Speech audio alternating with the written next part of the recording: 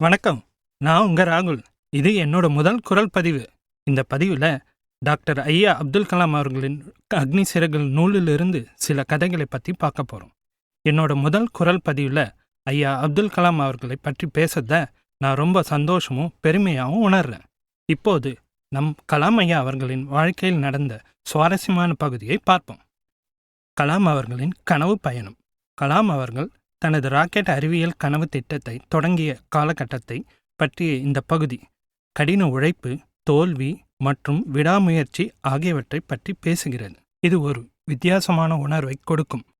ஒரு புதிய கனவு.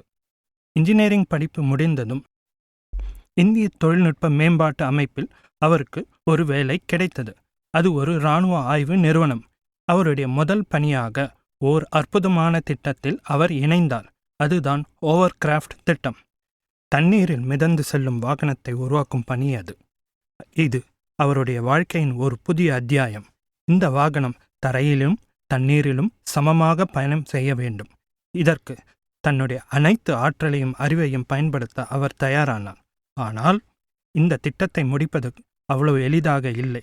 பல தடைகள், தொழில்நுட்ப சவால்கள் மற்றும் போதிய நிதி இல்லாமல் அவர்கள் மிகவும் கஷ்டப்பட்டார்கள். அவருடைய குழுவில் இருந்த பலரும் நம்பிக்கையை இழந்தனர்.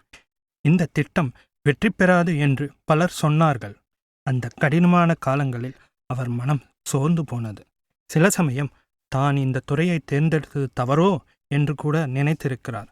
ஆனால் அவர் உள்ளே ஒரு நெருப்பு எரிந்து கொண்டே இருந்தது. அதுதான் ஒரு நாள் அவர் ஒரு ராக்கெட்டை உருவாக்குவார் என்ற கனவு. அவருடைய மன உறுதியை மீண்டும் நிலைநிறுத்தி கொண்டு அவர் மீண்டும் வேலைகளை தொடங்கினார். இரவும் பகலும் ஆய்வுகளை மேற்கொண்டார். தன்னுடைய தனிப்பட்ட நேரத்தையும் தூக்கத்தையும் கூட தியாகம் செய்தார்.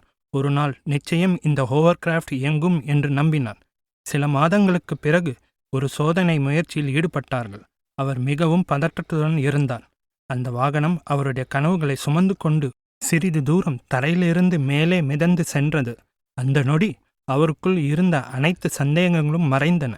அது ஒரு சிறிய வெற்றிதான், ஆனால் அது அவருக்கு ஒரு புதிய பாதையை திறந்தது. அந்த முதல் வெற்றி ஒரு ராக்கெட் உருவாக்கும் அவருடைய கனவுக்கு அடித்தளம் அமைத்தது.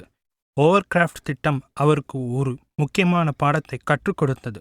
ஒரு கனவை அடைவதற்கு தோல்விகளை தாண்டி தடைகளை உடைத்து இடைவிடாமல் உழைக்க வேண்டும். தோல்வி என்பது ஒரு முடிவல்ல, அது வெற்றியின் முதல் படிக்கட்டு.